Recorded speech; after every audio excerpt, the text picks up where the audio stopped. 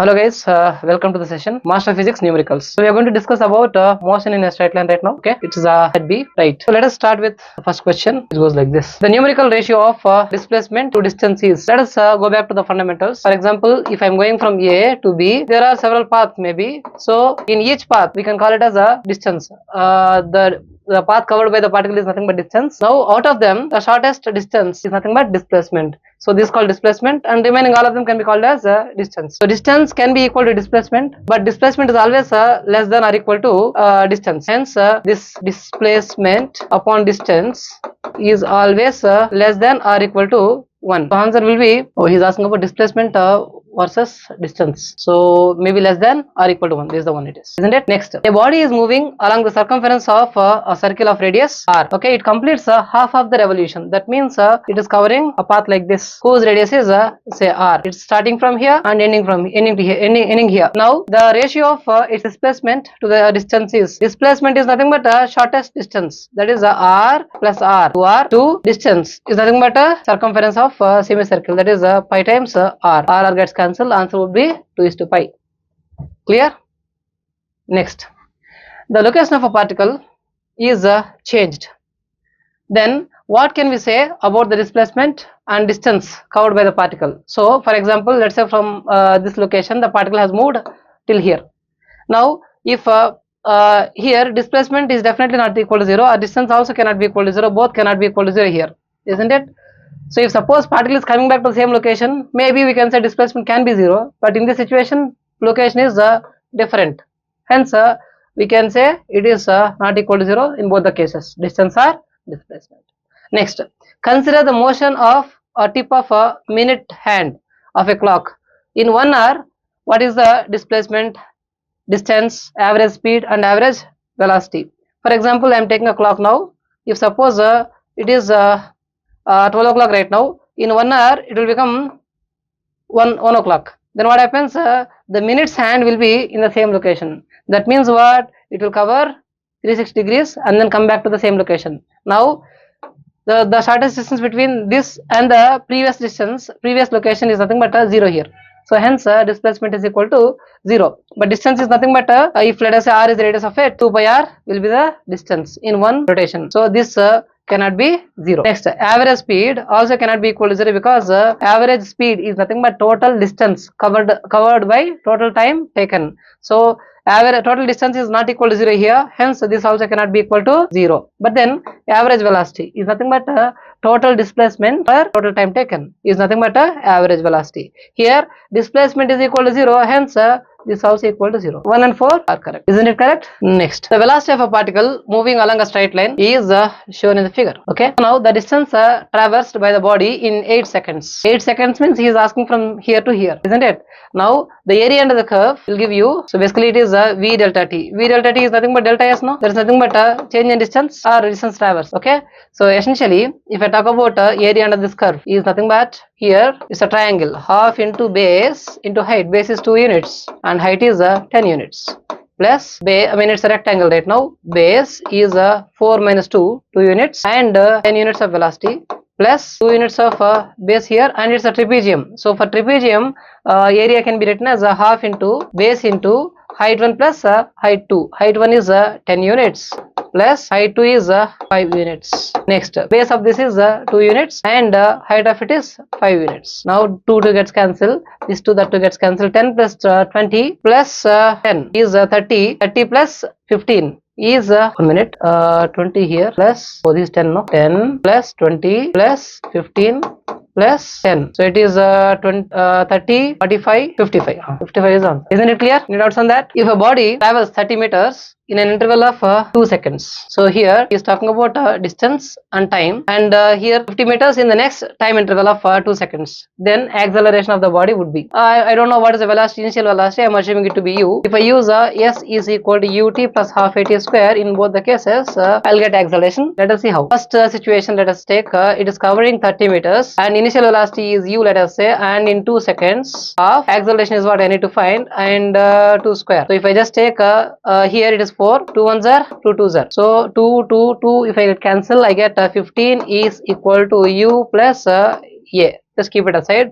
Now if I apply the same equation for second condition, then what will I get? Here displacement is 50, but he is saying in the next interval of 2 seconds. Then if I use the total displacement traveled from initial, then what happens? I can use s is equal to ut plus half it square. In that, s is nothing but 30 plus 50, 80 is equal to ut plus half at square. Now u is the initial velocity, t is the time. He is saying in next interval of 2 seconds, that means 2 plus 2 is 4 seconds. In 4 seconds it's covering 80 meters. That's the idea.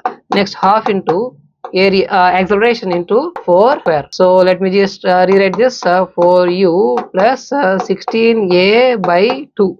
So it is 8 now. If I just cancel out 4 in all of them, I get 2 here and then 1 here and then 20 here. So 20 is equal to u plus 2a. If I subtract equation 1 from equation 2, I get 20 minus 15 is 5, u minus u 0, 2a minus a is a, and this is what is the answer for us. Is it clear? A particle is moving in a straight line with a velocity, initial velocity u, and uniform acceleration a. If the sum of the distances traveled in t second and t plus 1 second is nothing but 100 centimeters. Now then its velocity after t seconds is asking about in centimeter per second. Now let us try to understand the situation right now. So generally we know displacement or distance in nth second is nothing but u plus half a into 2n minus 1. Now he is saying in t second. If I just take that, yes, t second will be nothing but u plus half a into, in the place of n you got t here. That's it, right? Next, now s in t plus 1th second would be nothing but u plus half a into 2 into t plus 1 minus 1. That will be 2t plus 2 minus 1. Can I write directly as 2t plus 1? Yes. Now if I add both of them, he is saying sum of them is 100, right? That means if I add both of them, I should get st plus 1 equal to 100. If I add this u plus u, 2u half a into here 2t plus 2t is 4t, minus 1 plus 1 gets cancelled. So here if I just cancel 2 in both the equations, I get 50 is equal to 2 gets cancelled, and this 2 also gone, 80 right now. So u plus 80 is nothing but velocity after some time t right now, isn't it? Hence v is equal to 50 meter per second, 50 centimeter per second, because this is in centimeters, so this should also be in centimeters. Answer is 50. Is that clear?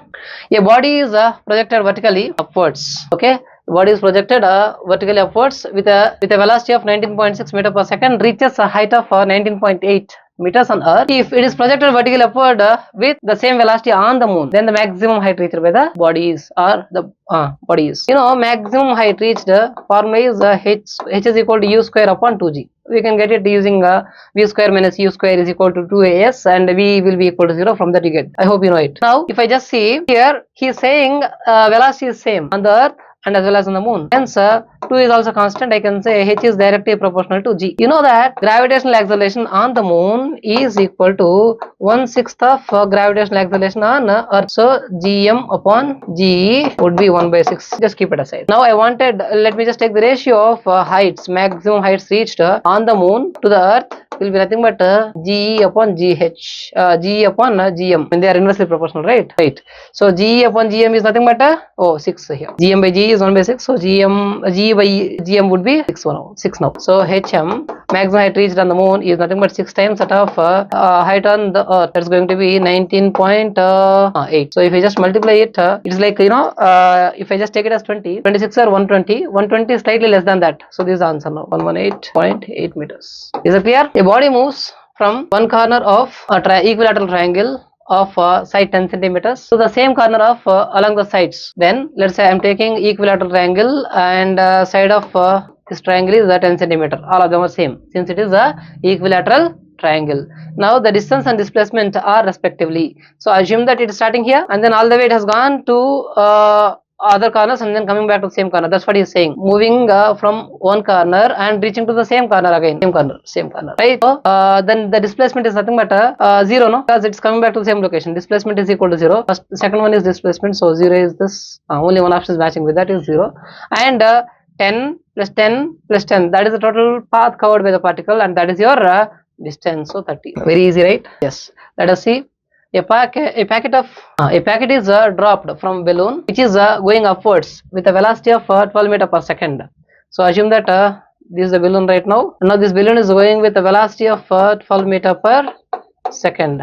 Now the velocity of the packet after 2 seconds would be, so here if a packet is actually being dropped, okay, then the packet will have a tendency of initial velocity 12 meter per second in the same direction. Then if I use v is equal to u plus at, here a is nothing but acceleration due to gravity, always it will be negative, whether the particle is going up or going down, whatever, a will be negative only, because acceleration due to gravity acts downwards. Is that clear? Hence it will be u minus, now what is u here? U is 12 meter per second. Since it is going up, let me just tell you the motion under gravity, the sign conventions. Here let us say particle is going up, and displacement velocity should be taken as positive, acceleration due to gravity is negative, and that is minus g. If a particle is going down, then displacement and velocity should be taken as negative, acceleration also is negative, minus g. This is always minus g, because always it acts, it is 12 minus g is nothing but I'm taking it as 9.8, and what is time here? So 12 minus 9.8, 2 is nothing but 19.6, so it is going to be minus 7.6 meter per second. Option B would be your answer. Right. Next, a body thrown up with initial velocity. Initial velocity, let us say reaches a maximum height of 50 meters. Okay, this is your h max. Another body with double the mass, maybe let's say initial one is having mass and this is having mass 2m, with double the initial velocity, let us say 2u right now, will reach a maximum height of, here maximum height is nothing but u square upon 2g. It doesn't have any effect on the mass, right? Okay, hence mass has no role in this maximum height, only it will depend upon u and g. Hence, since it is nothing mentioned about g value, so we can take it as earth itself, so it may be same. So h is directly proportional to u square. h2 upon h1 would be is equal to u2 upon u1 whole square. And what is u2 ma? u2 is nothing but 2u, and u1 is u whole square. So this u that you gets cancelled. 2 square is nothing but 4. h2 is equal to 4 h1. And what is that h1? 50. 450 is 200. Which option is right? Is that clear? Next, a stone is dropped. A stone is dropped from a certain height which can reach the ground in 5 seconds. It will reach the ground in 5 seconds. It is stopped momentarily after 3 seconds. You are dropping it. That means initial velocity is equal to 0. You are stopping it after 3 seconds. For example, you are dropping it from this height, let us say, and it is some h. Now, it can reach ground in 5 seconds, but then you are stopping it somewhere here after 3 seconds. And then again you are releasing. So then what happens? Again it will start behaving like a free body motion right now. Then the total time taken by the stone is. Now let us find out how much time it will, how much height it will take, how much time it will take, how much is the distance first. So what is that h now? H is equal to ut plus half at square. So since initial velocity is equal to 0, first term gets to 0 now, and h is equal to half. What is g now ma? G is let's take it as 10, and t is nothing but 5 square. It is 125, 5 cube, 125 meters is the total height. Now let us see in 3 seconds how much height it will reach. That will be again half gt square. G is 10 and t is nothing but 3 seconds. So 3 square. So 3 square 9 is 9, and 9 5 is 45. So here h dash. So basically it has covered 45 meters already out of 125. That means 80 meters is leftover distance right now. Within this, how much time it will take to cover this much of distance? If I can find out, then I'll get the answer. So if I see again, if I use h is equal to ut plus half gt square, again it will form, it will behave like a free body motion right now, free fall. So u is equal to 0 again. So h double dash maybe is equal to half g value 10, t square is nothing but that's what I need to find. So h double dash is nothing but 80 here. That's what is the thing. Half 10 t square. So this is 2 ones are 2 5s are 5 ones are 5, 16s are 80, and then t square is 16. Hence t will be plus or minus 4. Time can never be negative. So time is equal to 4 seconds here. So the time it took to come from here to here is 3 seconds, and remaining time is 4 seconds. So 3 plus 4 would be 7 seconds. Clear? Next, a bullet moving at 20 meter per second strikes.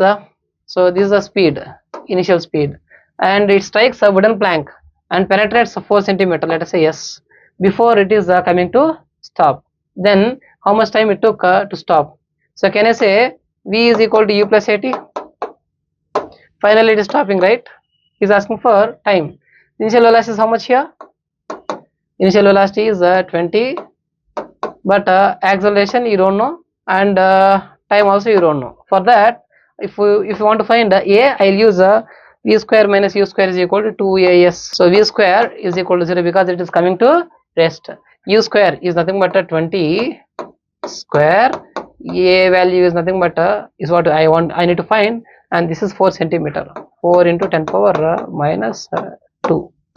So acceleration would be nothing but 20 whole square is nothing but 400 divided by 2 into 4 into 10 power minus 2. This 4, that 4 gets cancelled. This is 10,000 by 2, and that would be 5,000 meter per second square. So of course this minus here, that minus is representing it is a deceleration. So 0 is equal to 20 minus 5,000 into t. So you'll get t is equal to 20 upon 5,000. This 0, that 0 gets cancelled. 2 1, okay, multiply with 2, divide with 2, you get 4 upon 1000, that is 4 milliseconds or 0.004. So two particles P and Q are simultaneously start moving from point A. I am assuming point A is here. Next, and they are starting with P is let us say starting with 15 meter per second, and Q is starting with 20 meter per second. Now the two particles move with acceleration equal in magnitude but opposite in direction. Now look at this statement. When P overtakes Q, that means P has to overtake Q, means this acceleration should be in the same direction. Let me say A, and this should be in the opposite direction. That's what he said.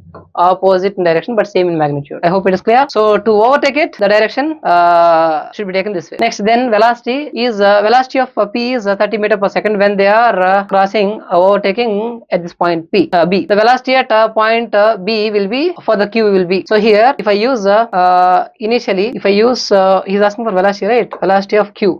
Velocity of Q is nothing but u plus at. So what is that? Initial velocity is 20, a is nothing but a, and t is what I don't know, and v is what also I need to find. So let us take the same information for particle P. Okay, so v is nothing but 30 for this particle P, because when it is crossing it will attain this much of velocity. Okay, so u, what is u? 15 plus what is that a now? You don't know, and t also you don't know. So at would be nothing but 30 minus 15 is 15. So I can substitute that here. Okay. By the way, here for Q I have to take this as minus. Why? Velocity is in one direction and acceleration in the opposite direction. No? Be very careful about that. AD is equal to 15. So 20 minus 15 would be 5 meter per second. That is the velocity after of Q at point B. Clear? Next, which one of the following curve does not represent one dimension motion? So here velocity is increasing and decreasing. Velocities keep on, slowly increasing and then gradually increasing. Next, here velocity is positive and then negative and then positive, possible, but this one it is not possible. Why? See here, time is let's say for example particle is starting here, so it can go till here, but time cannot go back, right? Time cannot be reversed. Hence the numerical value of average velocity to average speed is, so displacement by distance is always less than or equal to 1. Similarly for this one also, velocity, average velocity sometimes equal to average speed, but then this can never be greater than that. So this ratio is always less than or equal to 1. Equals or less than 1. Is that clear? Because this is the shortest distance, no? So it can be lesser than that. It cannot. It can be. It can be, or it can be equal to this or less than that. That's it. If a particle is the particle moves in a circle describing equal angles in equal intervals of time. That means what? It is covering with the same angular velocity. V is equal to r omega. Let's say r is radius. Then if omega is constant, r is constant, speed will be a constant. Then the direction is keep on changing in every location, that you can see, right? Hence velocity vector cannot remain constant. If it is it's a vector, so this cannot be right. And changes in magnitude, no, magnitude is not changing, direction changing, and changes in both magnitude and direction, which is not right, because magnitude is constant. Clear? In which of the following examples of motion, in which of the following examples of motion can the body be considered as approximately a point object? Now this question is pretty much common sense question. Let us see. Basically, what is the meaning of a point object? If you are describing a particle, its size should be lesser than the distances covered, or maybe other objects sizes. Now here he is saying a railway carriage. You can assume this as a kind of a coach moving without jerks between the two stations. So here there are two stations. Generally, two stations are a little far away from each other. Then the railway carriage will be seem to be very small compared to the two stations. That's how you will be making the two stations at larger distances. Hence, I can consider this railway carriage as a point object. Okay, fine. A is right. So this one and this one cannot be options. Next, a monkey sitting on top of a man cycling smoothly on a circular track. The cycling track of a man should be little more. Okay. Then what happens? The size of the monkey will be less compared to this distances. Hence, B also will be right. A and B. So which option is right? Next, other two actually cannot be right because here the spinning cricket ball that turns sharply hitting the ground. So basically when the ball is spinning, so it will be touching the surface, and then like the distance within which it will take the spinning will be almost comparable to the size of the ball. So hence it cannot be considered as a point object. Next, trembling beaker. Trembling beaker means here the beaker which is trembling will have a toppling effect actually. So toppling effect will have a torque couple. That couple acts almost in the size of the beaker itself. Hence the distances and the size of the beaker will be almost considerably same. Hence that also cannot be a right answer. So option A is right. Here, next. Mark the incorrect step. Okay, for a particle going on a straight line. If the velocity and acceleration have opposite sign, velocity is going like this and acceleration in the opposite sign, then the object should be definitely slowing down. That's right, but he's asking for incorrect statement. Be very careful. If the position and velocity, let's say from some x, and velocity are opposite sign. For example, it's going like this, and position is some positive, and velocity is in the opposite direction, or maybe position is negative and velocity is in the opposite direction. Then the particle always tries to move towards the origin. This is also right. Next, if the velocity is 0 at an instant, so velocity is equal to 0, then acceleration should also be 0 at that instant. So let us see that it's not necessary to write V is equal to 0, A is equal to 0, nothing like that. For example, if you take a simple pendulum, at the extreme position velocity will become 0, but then acceleration won't be 0. Okay, so this is saying that velocity is 0 at any instant, then acceleration should be 0. This is not right, it's incorrect statement. So hence this is the actual answer for us. And let us look at the fourth. If the velocity is 0 for a time interval, that means dv is 0 for a time interval, maybe dt, then acceleration will be equal to 0. Of course, dv by dt is nothing but acceleration, right? So hence this is right. Option C would be the appropriate answer for this. Next, to reach the same height on the moon as on the earth, the body must be projected up with h is equal to u square upon 2g. Okay, so here what is you want to have the same height, then that means u square is equal to 2g h is same, 2 is same. So what happens here, u square and g are directly proportional to each other. Now here g decreases on the moon, hence velocity also should decrease. So lower velocity on the moon is sufficient to have same height. Clear? B1, B2, B3 are three balloons ascending with velocities v, 2v and 3v. So this is one balloon, this is another balloon, this is another balloon. Okay, if a bomb is dropped from each balloon when they are at the same height, they are at the same height right now.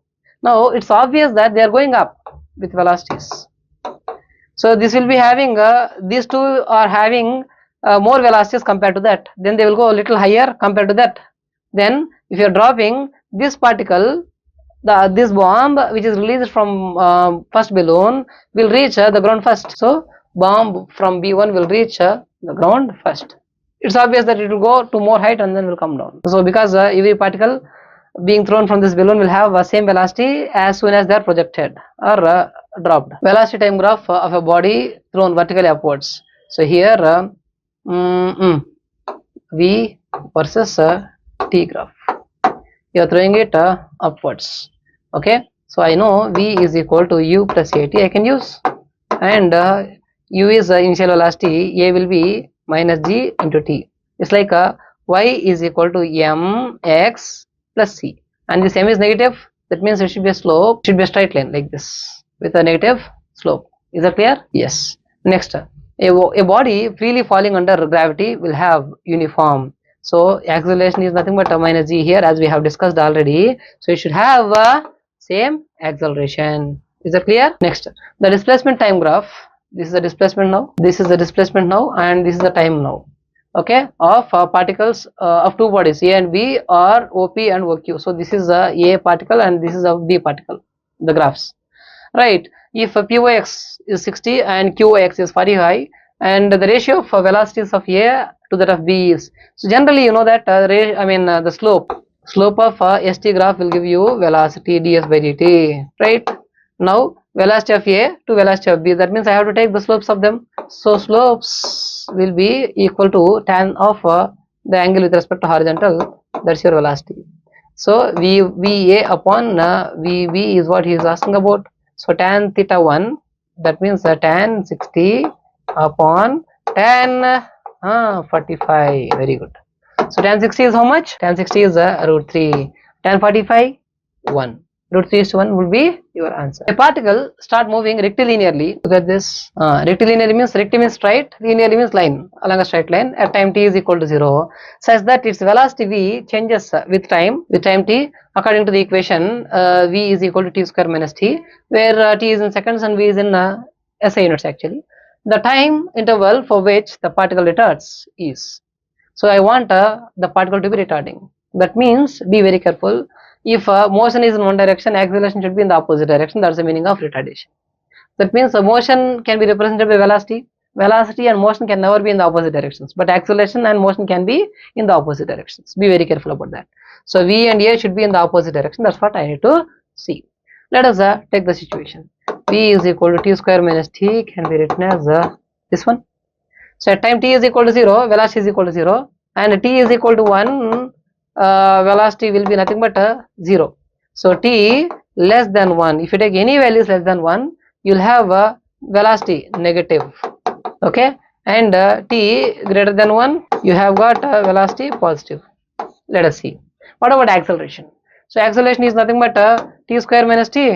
So it is nothing but differentiation of it, dv by dt, 2t minus 1. So at time t is equal to, if I make it to 0, t is equal to half second, you are going to have acceleration 0. That means what? If you have a t less than half second, okay, then what happens? Acceleration will be negative. See, you take any value less than 1 by 2, you will get this value to be, this value is less than 1, and hence acceleration will be negative. So t is greater than half second, acceleration is positive. So here acceleration is positive, negative from 0 to half second. So here it is less than 1 second, it is negative. So if you look at this, more than half second, A is positive, and here it is negative here. So basically t is equal to t is somewhere in between half second and 1 second. Then you're going to have acceleration positive, velocity negative. That's the meaning of retardation. No? That means motion is in this direction, acceleration is in the opposite direction. Hence this will be your answer. So t half is greater than, okay, so this is what it is, right? Clear? So answer would be so basically t should be half is less than t, and then t is greater than 1. So then you are going to have acceleration negative. A particle starts moving rectilinearly at a time t is equal to 0, such that velocity changes like this, and he is asking the time interval within which the particle would retard is. So here, whenever acceleration and velocity are in the opposite direction, or making an angle, obtuse angle between each other, then only deceleration or retarding is possible. That means the dot product between them should be less than 0. Then what happens here, if you look at this, magnitude of A and magnitude of V has to be less than 0 now. So what is that magnitude of A? That is dv by dt, and that's your acceleration.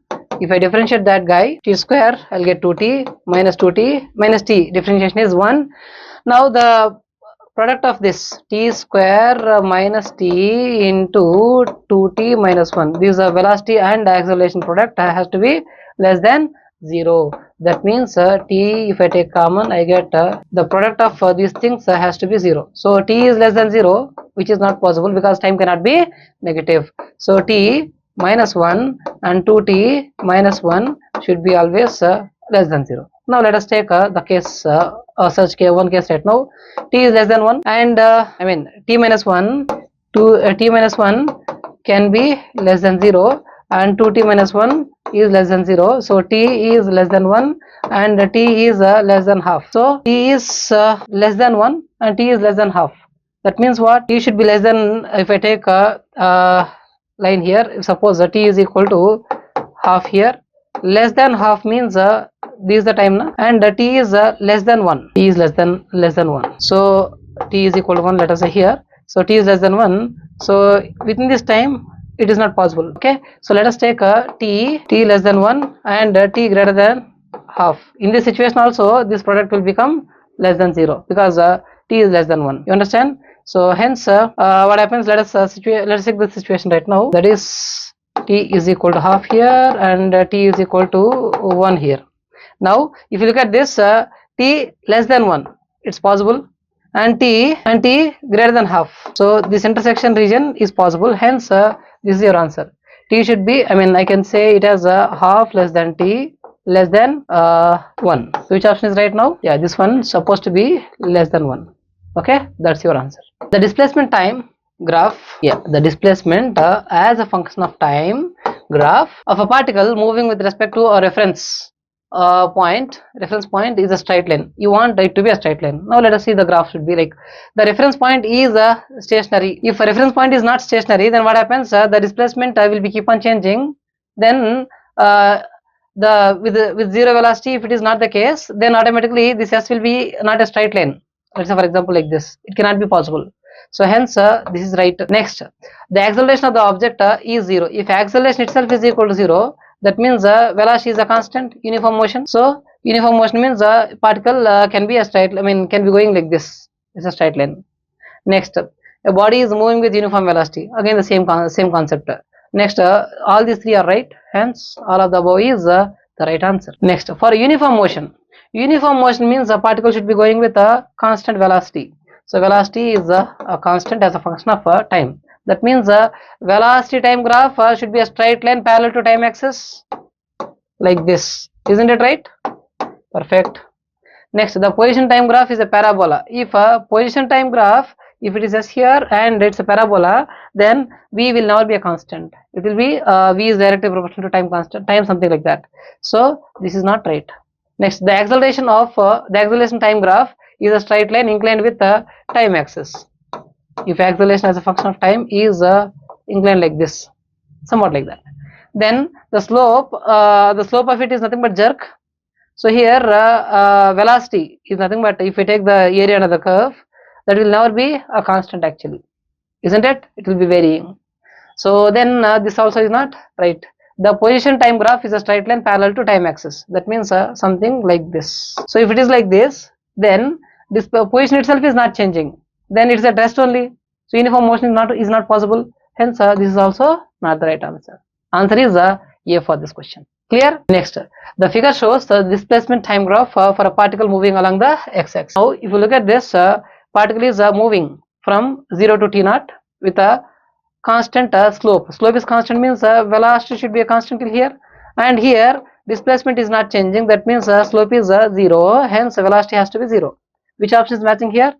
The particle is moving at a constant velocity up to time t0 and then stops. So this is right. Remaining all of them doesn't match. You can check it them. Next, variation of a quantity A with quantity B. See here, quantity A is this, quantity B is this. Plotted along the figure as shown in the figure like this for a particle in straight line. Now quantity B may represent time, maybe. If it is representing time, let us see. Quantity A is velocity when if it is a uniform motion. So if it is V, let us say, then what will happen? Let us try to understand. So V versus T should be a straight line like this, but then it is a increasing velocity. So hence this is not right. So option B, this is not right. Next, Quantity A is the displacement if motion is uniform. Yes, obviously it's possible because it's a constantly increasing slope. Hence, u is a constant or velocity is a constant. So this is right. Quantity A is velocity if motion is uniformly accelerated. Let us try to understand that. If it is velocity, if it is as a function of time, so that means slope is keep on increasing. That means acceleration is a constant. That means uniform acceleration. So that is also right. So A, C, and D is right. So option A is next. The displacement time graph of a moving particle as shown in the figure. The instantaneous velocity of the particle is negative. So basically ds by dt is the slope of it, and that is nothing but tan theta. Tan theta is negative only when theta is greater than 90 or obtuse angle. For theta less than 90 acute angle, slope is positive. So here it is a zero velocity. Here this one and this one slope is positive. Hence velocity will be positive. I want negative. Hence this is your answer. This is right. Clear, right? Point E. Next, which of the following option is correct for having a straight line motion represented by displacement time graph? Here the notable thing that you need to understand here is the displacement is given along x-axis, time is given along y-axis. Now here it is starting from here and then it is coming back to the same displacement in time t. So let us see. The object moves with a constantly increasing velocity from 0 to A, O to A, and then it moves with constant velocity. It's not like that actually. If it is constantly with constant velocity means the displacement will be keep on increasing in a linear fashion. So this is not possible, right? Velocity of object is increasing uniformly. No, nothing like that actually. Velocity is decreasing, isn't it? Then only like it is coming back to the same location. Next, average velocity is equal to 0. It is possible. Why? See, the displacement is nothing but 0 in this whole cycle from O to D, because it is reaching to the same location. ds is equal to 0 means ds by dt also equal to 0. That is your average velocity, right? Now the graph is not possible, impossible. That's what he's saying. It is not right. Why? If suppose this is displacement and that is time, the time cannot go back, hence that can be right. But be very careful. S is given along x-axis here. Time can increase. Okay, time cannot decrease. That's the idea. Decrease means it cannot go back. Okay, fine. Next question. See, the displacement of a particle as a function of time is shown in the figure. The figure shows the particle starts with a certain velocity, but motion is retarded. Finally, it will stop. See this? Here, if I take the slope, another slope, another slope, another slope, and so on. So what is happening? Theta is keep on decreasing. When theta is decreasing, tan theta is decreasing till 90. Yes. Then the slope is decreasing. Slope is decreasing here. Velocity is decreasing. That means this is retarded motion only, and then it will stop exactly after some time. Okay. So this is right. Let us look at other options as well. The velocity of the particle is constant throughout. It's definitely not right. Its velocity is keep on decreasing. Now you can see that slope is decreasing means the velocity also is decreasing. The acceleration of the particle is constant throughout. So this is also not right. Slope is velocity is keep on decreasing, right? Hence this is not right. Next, the particle starts with a constant velocity. It's not starting with constant velocity at all. First of all, it's increasing. Okay. Displacement is increasing, but velocity is decreasing. So accelerating is mentioning. So it is not right at all. Clear? A uniform moving cricket ball is turned back by hitting with a bat for a very short interval of time. Now show the variation of its acceleration with time. That's what he's saying. Take the acceleration in backward direction as positive. For example, if ball is approaching me and I am batting, right? So as soon as it's coming from the bowler to the batsman, the velocity is constant. Okay, so velocity is constant means acceleration would be 0. So this is not right. Till A, B, these three options can be right. Now let us try to understand. As soon as it is hitting, then what happens? The force acting on the ball by the bat will be keep on increasing to maximum value, and then the moment it has started going out away from the bat, then the force will be keep on decreasing. That force is decreasing means acceleration will be decreasing. Then once it is going away from the bat, automatically acceleration will become 0 because it will go with a constant velocity. So hence this is the graph. Option A is right. Is that clear? So a particle is dropped from certain height. Let us say h is the height. A particle is dropped from certain height. Okay, let us say h is the height. The time taken by it to fall through successive distances of 1 meter each. So let us see the time it takes to fall. Initially free fall means u is equal to 0. Then I can use s is equal to ut plus half at square to find out how much time it takes to cover 1 meter distance. 1 meter means Initial velocity is anyway is equal to 0 half g t square.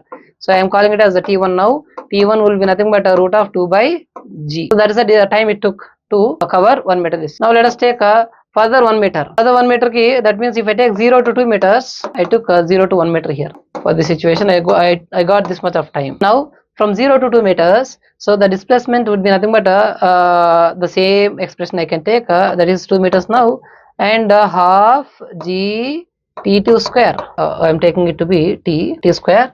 Now t square is nothing but 4g by t, and 4g by 4 by g under root, right? So if I find out, if I want to find t2, that means the time it takes to go from 1 meter to 2 meters is the time t2, let us say, that is t minus t1.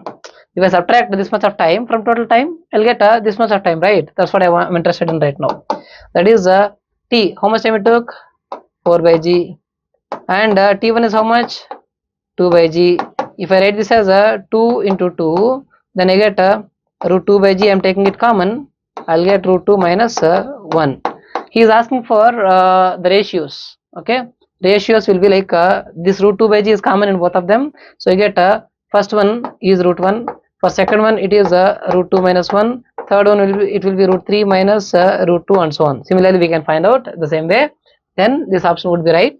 But then this is not minus here, that's a comma. Next, this question is very interesting, very easy also. So here a person is standing near the edge of a top of a building, throws two balls A and B.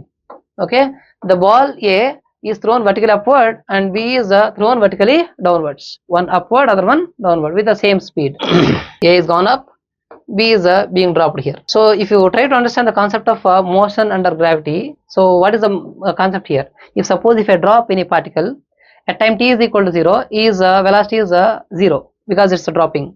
So you know, if I take 10 meter per second square is the acceleration due to gravity, can I write this as 10 meter per second in every 1 second? I mean the same thing I can write as 10 meter per second per second. That means in every 1 second the velocity will be increasing by 10 meter per second. That means 0 meter per second now will become 10 meter per second next second, in the next second 20, in the next second 30 and so on. You understand? Similarly, while it is going up, let's say I am throwing it with 100 meter per second. 100 will become 90 in next second, 80 in the next second, 70 in the next second and so on. The 10 meter per second will be decreasing for the particle going up, and 10 meter per second will be increasing the particle going downwards, right? So here, by the take home message from this understanding is how much ever the velocity it will gain to lose, it will how much ever the velocity it will lose to go from here to the topmost location, that much ever it will gain to the same height.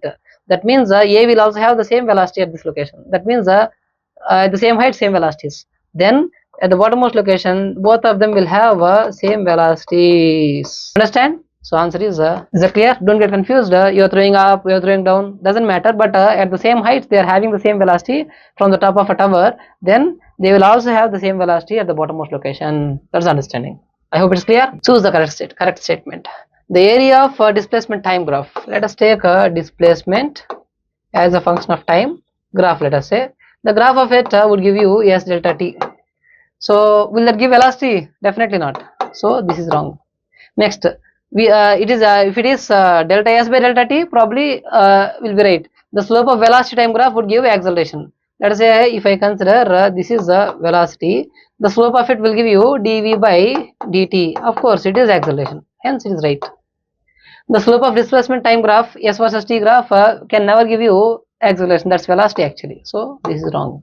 Next, the area of velocity time graph gives average velocity. Definitely not right. A motorist drives north. Let's say for example, I am considering north, south, east, west like this. Motor is going like this in the north direction for 85 km per hour with that speed. Then stops for 15 minutes and he is resting now. And he next continues north only. So no problem, he is going in the same direction. And now traveling 130 kilometers. He is asking about total displacement. So total displacement can be written as S1 is equal to V1 in time T1 first one, and the next time he is actually at rest V2 T2 because V2 is equal to 0, so this is 0, and third one he has given you directly the distance, that is 130. So I need to find what is v1 t1.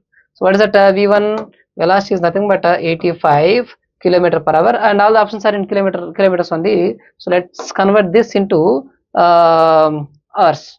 That is 35. 1 minute will have 1 over 60 hours. Okay. So if I just calculate this, you'll get 49.6. Be very careful while doing it. You'll get a 196.179. 130 plus 49.6 is 179 point. Next, a police van. Let's say there is a police van. Okay, on a highway with moving with a speed of 30 km per hour. 30 kilometers per hour.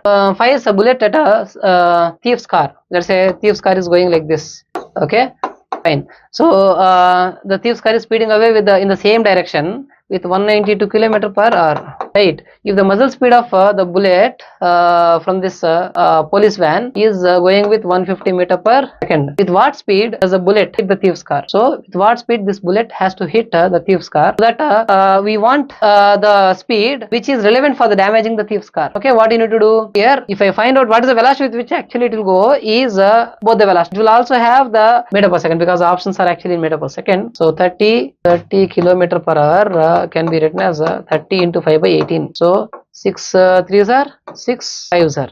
It is 25 upon 3. So it is 150 plus 25 by 3, and that is 450 plus 25 is 475 on 3, right? Meter per second. Next, what is the velocity of the car right now? A thief's car. That is velocity of thief is also in kilometer per hour. Let me convert that into meter per second.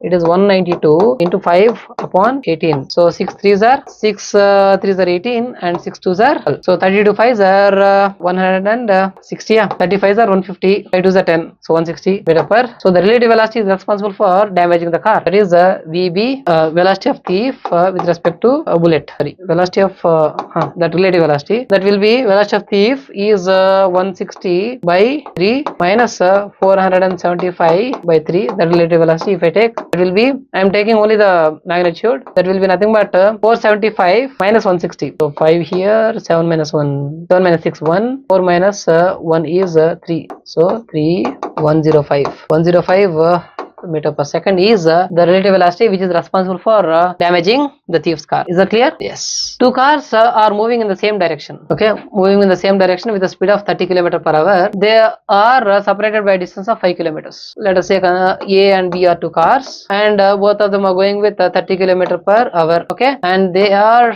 distanced with 5 km per hour initially. What is the speed of a car moving in the opposite direction? Let us say C is another car which is moving in the opposite direction, so that if it meets the two cars in the interval of 4 minutes, so it will cover both the cars in 4 minutes. That's the meaning now. So if I just consider what speed it has to go, that's what is the question right now. Now here if I take S is equal to ut plus half at square. So it is nothing but C S relative, U relative, A relative. A relative will be equal to 0 because none of these cars are actually accelerating, so hence it will become 0. So T is equal to S relative upon U relative. So it is nothing but so you are sitting on the car right now. So distance of distance that you are covering B to A is 5 km, and this time is nothing but 4 minutes.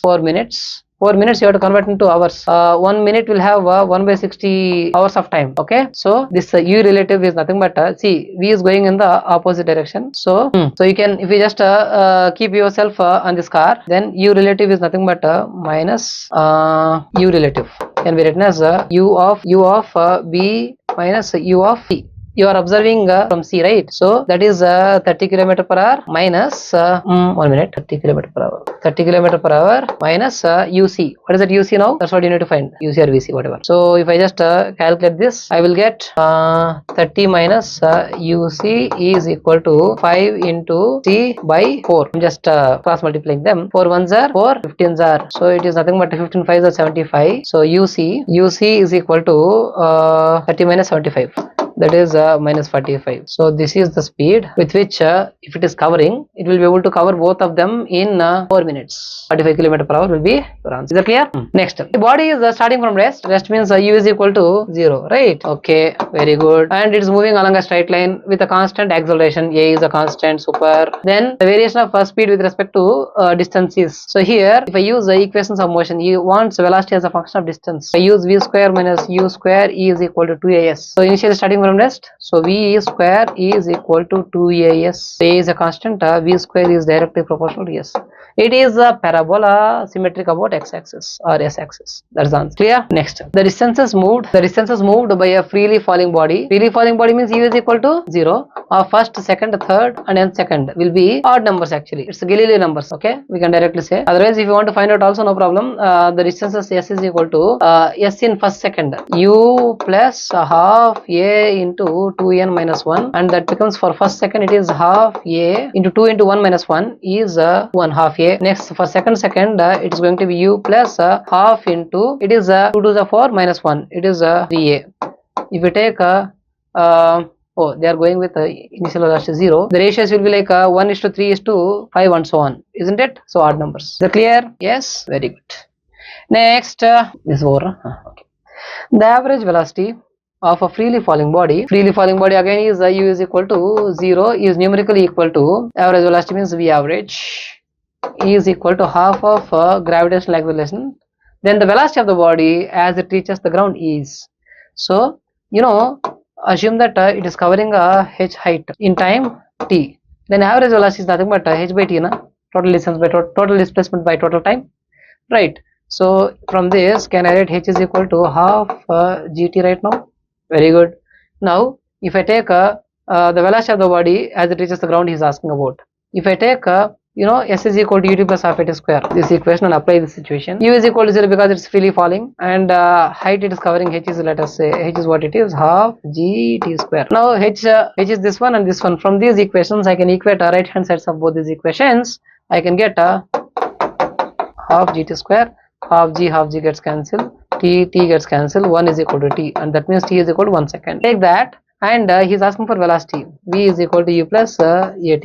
So u is equal to 0, a is nothing but minus g, and t is nothing but 1 second here. So v is nothing but minus g, and v is negative, hence it is v is equal to. Clear? Next, this question is very interesting. Let us see. If suppose a ball is thrown straight upward with a velocity v from a height, let's say for example maybe a tower which is having a height h, let us say, from the ground. Now if you are throwing a particle upward with velocity v, now how much time it is taken to strike the ground? That's the question right now. So basically I am just considering it is going to maximum height, let us say here, and then coming back and then falling down on this. Now let us say this is t1 to go up to maximum height, and then the same amount of time it will take. Let me say that is t2, t1 is equal to t2, isn't it? The how much ever the time it takes to ascent, time of descent also will be the same till here. Next t3 is what I need to find. So if I take t is equal to total time, that will be t1 plus t2 plus t3. So you know one thing for sure, how much time it takes to go to maximum location is maximum height is u by g. In this case it is v by g. You can use s is equal to ut plus half at square,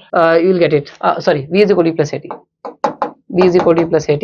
So v is equal to 0 at the maximum height. So u is equal to minus gt, and t is equal to u by g. That's the formula. Now t1 is v by g. Fine. Next t2 also is v by g. Let us find out t3. If I am applying s is equal to ut plus half at square for this situation. So at this location, what is the velocity? So I told you in the previous problems, at the same height will have the same velocity but in the opposite direction v. Okay, here s is it's going downwards now. Downward motion, displacement is negative. Velocity also is negative. So that is v is the velocity. Time is t3 is what we have discussed. Minus a is actually minus g. That's why you got minus here, and gt. So gt3 square. I'm taking these two terms to other side, multiplying with 2 plus 2v t3 minus h equal to 0. If you solve this quadratic expression, you get t3 is equal to minus b plus or minus root of b square. B square means 4v square minus 4ac. 4 minus or minus plus 4. This is 2h, no, sorry, 2h, because you're multiplying with 2 also there. So 2 4s are 8. H g divided by 2a. So if I just take 2 common, I mean I want to take 2v outside, and 2v I am taking it common. 2v by 2g is what you get, and so minus 1 here, okay, plus or minus root of 4v square is gone out, then only it will come out to be 2v outside, so it's 1 here, plus 8hg by 4v square. 4v square can be written as 2v here, 2gh by v square.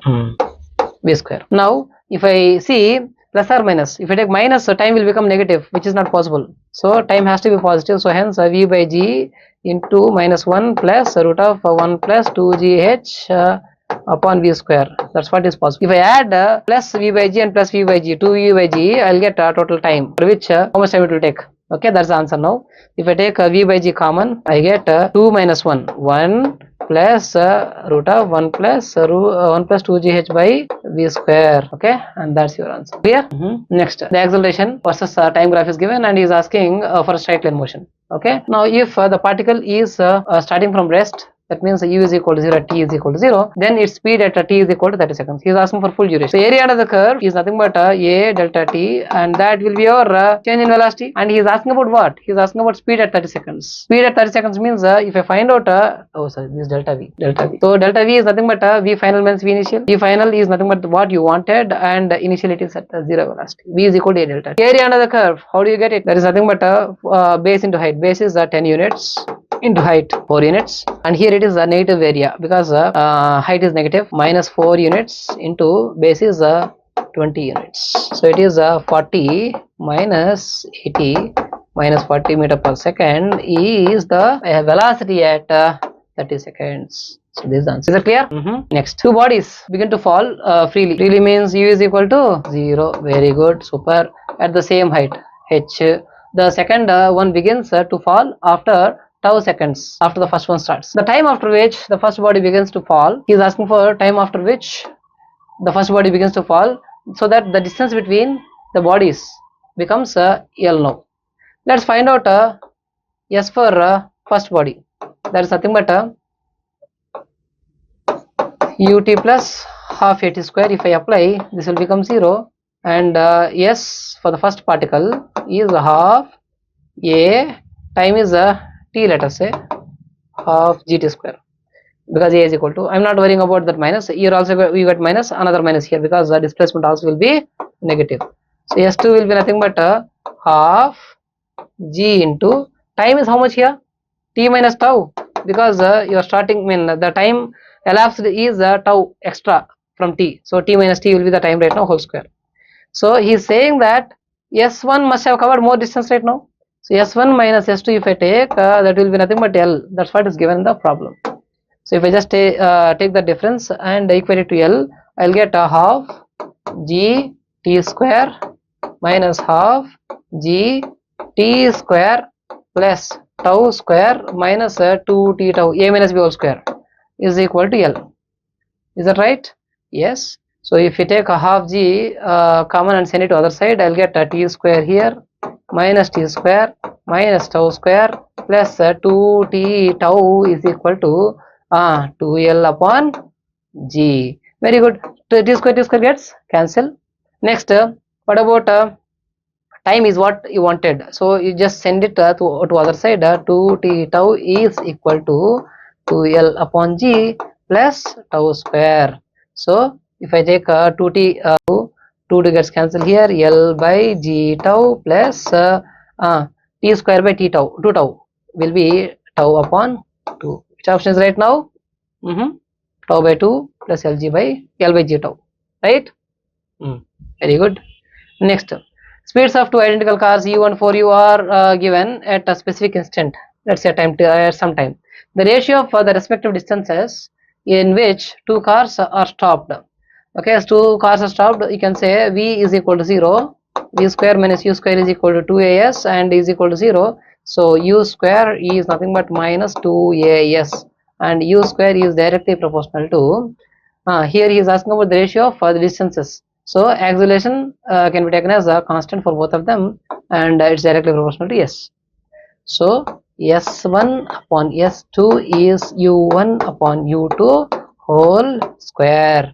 So what is that? u1 is to u2 now, it is u upon 4u whole square, it is 1 by 16, 1 is to 16. Clear? Very good. Next, a car is moving along a straight line, straight highway with a speed of 126 km per hour is brought to a stop. That means v is equal to 0. Stopping means final velocity will become 0 at a distance of 200, maybe yes. So he is asking for the retardation of the car. So just take v square minus u square is equal to 2as alone. V square is 0, u square is 0, is nothing but 126. Okay, everything is given in terms of meter per second. Let's convert this. 126 into 5 upon 18. So let's take 6 3s are 6 2s are 12, 6 1s are. So it is nothing but 21 5s are 25s are 100, 1 5s are 5, 1 at 5 upon 3. Oh, okay, 3 7s are no, sorry. 3 7s are 21. So basically it is 7 5s are 35. 35 meter per second is the speed. 35 whole square is equal to 2. Acceleration is what? I mean retardation. And what is just here? 200 meters. So acceleration A is equal to 35 into 35 by 2 into 200. Okay. So 5 7s are 5 40s. 5 4s are 20.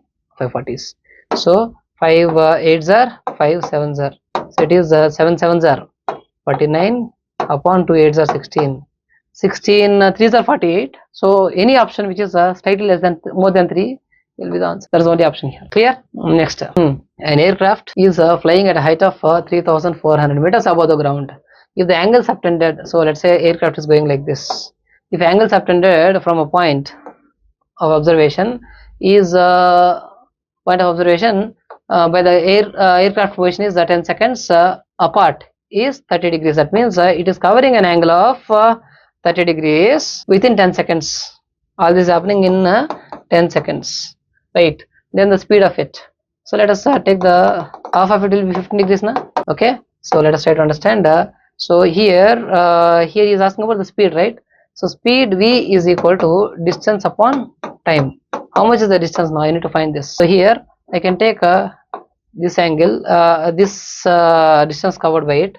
So if I take tan 15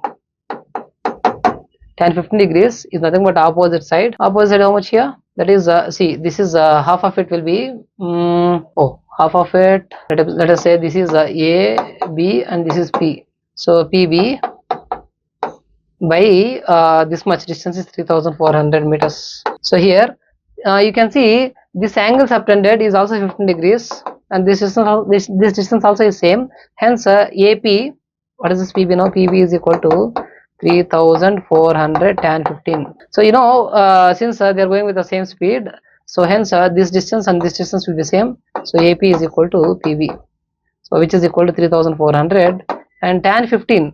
So basically tan 15 can be taken as 15 itself because it's a small angle. 15 degrees if I convert them into radians, that is nothing but 15 into pi by 180. So 15 ones are 15 15 10s are 150, 15 12s are.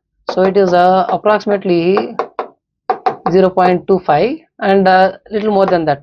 To be precise, it will be 0.268. 0.268 is tan 15 into 3,400. So if I just multiply with 2, I'll get the total distance covered. That is what it is. So 2 into the distance divided by time. Time is nothing but 10 seconds here. Okay. So if you solve this, you'll get 182 meter per second. Is that clear? Okay. Next, a ball is dropped from the top of a building which is 100 meters high. At the same instant, another ball is thrown upwards. One you are dropping, other one you are actually throwing it up with a velocity of 40 meter per second. But this guy will have 0 meter per second now. Okay. From the bottom of sorry, this condition is like this. Sorry, this is a building. Once you are throwing with 40 meter per second here, other one you are dropping. Okay. So dropping with 0 meter per second. So the balls will meet after what time actually. So if I use a relative velocity, if I assume that this is actually at rest, what I can do is I am observing this from here. So then what happens? This guy will be having a velocity of 40 meter per second now. So relative motion concept actually, how do you can assume this to be at rest and you assign that velocity to this particle. So then but in the opposite direction. So you don't worry about this 0 meter per second now, and this 40 meter per second will not be there anymore. So here it has to when now how much time it will take? The time t is equal to d by d relative upon v relative only, na? So that's nothing but how much distance it is actually 100 meters. V relative is how much here? That is 40 only. So this 40 10 by 40 is nothing but 2.5 seconds. 2.5 seconds. Is that clear? You can also use you can find out what is the time it will take to collect that, and other one you can find out that also. That will be a little tedious process. It's easy for you to use this. Otherwise you can use s is equal to ut plus half eta square in from that only you got this. A is equal to 0 because both of them are having same acceleration. A of one minus other one will be same, hence it will be 0. You get t is equal to distance upon velocity. That's what it is. Is that clear? Next, the last question. You have come to an end. Let's see this. The distance traveled by a body during the last second of its upward journey is d. Okay. So next, when the body is projected with a certain velocity up, so if the velocity of the projection is doubled, you are actually making it, let's say initial velocity is u and now its velocity is 2u. The distance traveled by the body during the last second of its upward journey is, so here, so s is equal to u plus s for tth second is nothing but half a into 2t minus 1. Okay, so the distance traveled by the body during the last second of its upward journey is, if I take s is equal to t second and t plus 1 second, then I get the distance between them will be nothing but your d now, isn't it? So u, or maybe like you can say that's the distance it has traveled in the last second, half a into 2t plus 1, 2t plus 1 means 2t plus 2 minus 1 will be 2t plus 1, right? So if I take the separation between them, then I'll get d now, that's equal to u minus u 0, half a into 2t minus 2t plus 1 minus 1 is 2t plus 2t is 4t. So basically it is a is equal to g here, so d is equal to gt. So here d is not depending upon initial velocity at all, hence the distance will be d itself. Is that clear now? Yes. Thank you very much for joining us. Please like, share this content to your friends. Let us know if you have any other doubts. We'll let you know. We'll get back to you. Thank you very much for joining us once again.